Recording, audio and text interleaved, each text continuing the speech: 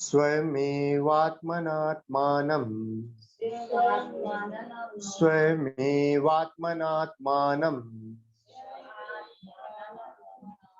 वेत्थि त्वं पुरुषोत्तम।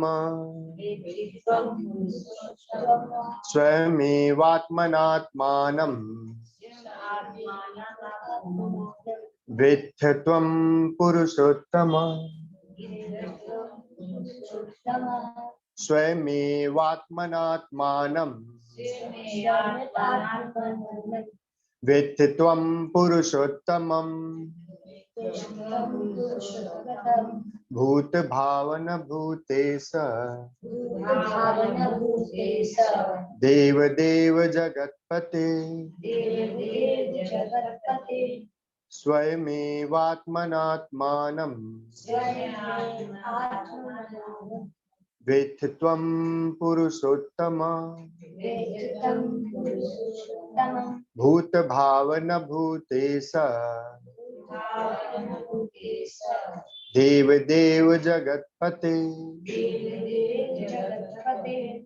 भगवान यहाँ बता रहे हैं कि आत्मा को आत्मा के द्वारा ही जाना जा सकता है। मतलब हम लोग लाख कोशिश करें अपने अध्ययन से, पढ़ के, सुन के, लेकिन कभी भी जो है आत्म तत्व को जाना नहीं जा सकता है जब तक आत्मा स्वयं जो है ये परमिशन न दे, ये आज्ञा न दे। ठीक है, तो ये आज्ञा, ये परमिशन आत्मा कब हमें देती है? जब हम उसके लायक होते हैं। मैं बोलता रहूंगा, समझता भी रहूंगा, आप सुनते भी रहेंगे, आप समझते भी रहेंगे, लेकिन फिर भी आत्मा को कभी भी हम लोग जान नहीं पाएंगे। तो जब तक आत्मा स्वयं परमिशन नहीं। तो आत्मा कब परमिशन देता है? आत्मा कब स्वयं को उजागर करता है? जब आत्मा को समझ में आता है ये जो शरीर रूपी ढांचा है, इसमें क्या है? मन है, मन है, बुद्धि है। ये बुद्धि, ये मन और ये शरीर पूरा का पूरा आत्मा को जानने के लायक हो गया। जब ये शरीर, ये मन और ये बुद्धि आत्मा को जानने के लायक जब हो जाएगा, तभी आत्मा जो है स्वयं को उद्घाटित करती है, स्वयं को प्रकाशित करती है। तो इसमें यही बताया जा रहा है कि उस पुरुषोत्तम को वही जान सकता है जो जब आत्मा स्वयं ये जानकारी देने के लिए तैयार होती है। ये आत्मा कोई साधारण नहीं है। ये क्या है? भूत भाव। पहला क्या है? ये भूत भाव। दूसरा भूतेषु। तीसरा देव देव, फिर जगत पते। तो इसमें क्या पहला बताया जा रहा है? भूत भाव। स्विच ऑफ कर दीजिए।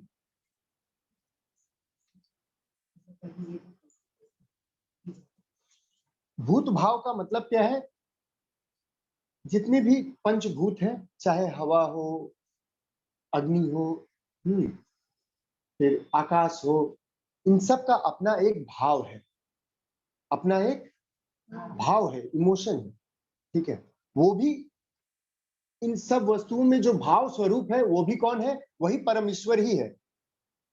और जितने भूत हैं उसमें जो ईश्वर स्वरूप है वो भी वही परमेश्वर ही है। और जितने देव देवता हैं, मतलब जो सद्गुणी, हमारे चारों तरफ जो सद्गुणी लोग दिखते हैं, जिनके अंदर वो पौरुष है हमको देने का, उनमें जो देने का जो क्षमता है वो भी क्या है? वो भी ईश्वर ही है। और जो जगत के स्वामी है वो भी ईश्वर है। कहने का मतलब ये सब जगह हर एक कर्म में वही परमेश्वर ही है। ठीक है, अब हम लोगों को देखना होगा कि हम लोग कहाँ कहाँ किस तरह से भूल करते हैं, जिस भूल के कारण हमारे अंदर वो क्वालिटी डेवलप नहीं होता है। जब सब जगह वो ईश्वर है तो हम कहीं ना कहीं, हर जगह कहीं ना कहीं कुछ ना कुछ ऐसा करते हैं जिससे हमारा वो विकास नहीं हो पाता है, हमारा वो विकास नहीं हो पाता है। देखिए कैसे समझाया गया है यहाँ पर, कैसे बताया जा रहा है। जब आत्मा स्वयं चाहेंगे तभी वो उजागर होंगे। फिर नीचे में बताया गया है तो आत्मा कब चाहेंगे? जब हम लोग इस तरह से हर एक जगह उस आत्मा को महसूस करेंगे। हमारे द्वारा जब कोई भी कर्म कुकर्म नहीं होगा, अर्थात कोई भी हमारा कर्म ऐसा नहीं होगा जिससे हमको दूसरे को हम ठेस पहुंचा रहे हैं। जैसे मान लीजिए कोई हमको कुछ बोल रहा है, उसका क्या होगा नहीं होगा उससे मतलब नहीं है, मतलब है अपना पहले कि अपने आप का विकास करना। कोई आपको कुछ बोल रहा है, कोई आपको कुछ बुरा बोल रहा है, तो हमेशा याद रखिए उस बुराई में कहीं ना कहीं हम ही वो पात्रता है, हमारी वो ऐसी पात्रता है, तभी हमको बुरा बोला जा रहा है। हमको कोई कष्ट मिल रहा है तो कहीं ना कहीं हमारी ही ऐसी पात्रता है कि हमको कष्ट मिल रहा है। अब हम उसे सह नहीं पा रहे हैं तो क्या कर रहे हैं, उल्टा रिएक्ट कर रहे हैं। हम लोग क्या कर रहे हैं, उल्टा रिएक्ट कर रहे हैं। ठीक है, उल्टा रिएक्ट कर रहे हैं। हमेशा याद रखिएगा, जो भोगता है, बार बार मैं बोलता हूं, जो भोगता है उसी की भूल होती है, कहीं ना कहीं उसी का भूल है। आपको आप सह नहीं पा रहे हैं, सुनते समय सह नहीं पा रहे, आप जगह चेंज कर दीजिए। क्यों वहां बैठ के आप सुन रहे हैं? आप वहां बैठ के इसीलिए सुन रहे हैं, क्यों? क्योंकि आपकी पात्रता है, क्योंकि हमने ऐसा कर्म किया है कि हम ऐसा सुन रहे हैं, और फिर सुनते सुनते फिर हम रिएक्ट शुरू करते हैं। हर एक जीव में साफ साफ लिखा है, हर एक जीव में, हर एक जगह वो ईश्वर है। अपने आप को इतना सरल, इतना सिंपल बनाइए, तभी जो है हमारा एलिजिबिलिटी होगा, तभी आत्मा अपने को हमारे सामने उजागर करेगी, नहीं तो कभी भी उजागर नहीं करेगी। हम बकबक करते रहेंगे, बकबक सुनते रहेंगे, लेकिन कभी भी आत्मा हमारे सामने प्रकाशमान नहीं होगी।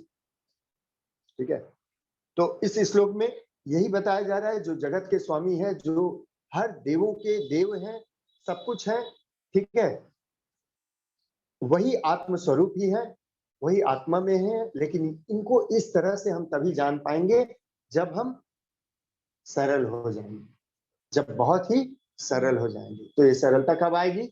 जब ऐसा हम महसूस करेंगे कि हर जगह ईश्वर की उपस्थिति है, ईश्वर ही हर जगह व्याप्त है।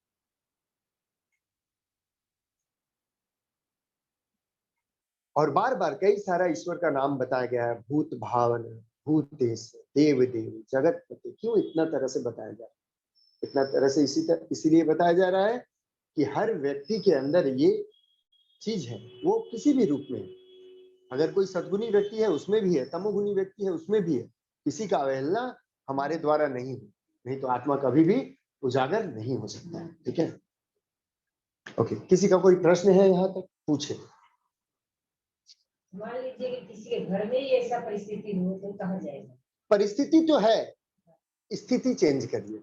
परिस्थिति हमारा है, हम क्या है, उसी परिस्थिति में ही बने हुए हैं, अपनी स्थिति को हम बदलना नहीं चाहते हैं। ठीक है, थोड़ा झमेला लग रहा है, दरवाजा खुला है, कोई आपका हाथ पांव बांधा नहीं। हम लोग का प्रॉब्लम क्या है, हम लोग वहीं पर जहां नेगेटिविटी शुरू हुआ है वहीं पे हम बैठे हुए हैं और सुन रहे हैं। सुनने से क्या होगा, हमारे बॉडी का हार्मोनिज्म बदलेगा। कान में जब जाएगा ना, ये इंजन है, ये समथिंग लाइक गियर जैसा है। जब गाड़ी का गियर हटेंगे तो वो तो तेज भागेगा। उसी तरह से किसी का अपशब्द अगर आप सुन रहे हैं तो आपके यहाँ से हार्मोन निकलेगा, क्रोध का हार्मोन निकलेगा, और आप भी रिएक्ट करेंगे, आप भी दो चार बात उल्टा पुल्टा बोलने लगेंगे। जरूरत क्या है, चुपचाप घर से बाहर निकलिए, थोड़ा सा घूम टहल के आ जाइए, तब तक सामने वाला भी शांत हो चुका रहेगा, क्योंकि उसका भी बेचारा का वैसे हार्मोनिज्म हुआ है, सामने वाला का भी वही हार्मोनिज्म हुआ है, उसका भी क्रोध हार्मोन का सिक्रेशन शुरू हो गया है। अब कोई उपाय नहीं है, या तो आप भी अपना हार्मोन निकाल के आपस में लड़ाई करिए, या फिर जगह को बदल दीजिए, क्या आपके ऊपर में। रहना है, तुरंत थोड़ा सा हट जाना है, स्थिति को बदलना है, परिस्थिति को चेंज करना है तो स्थिति को बदलना है।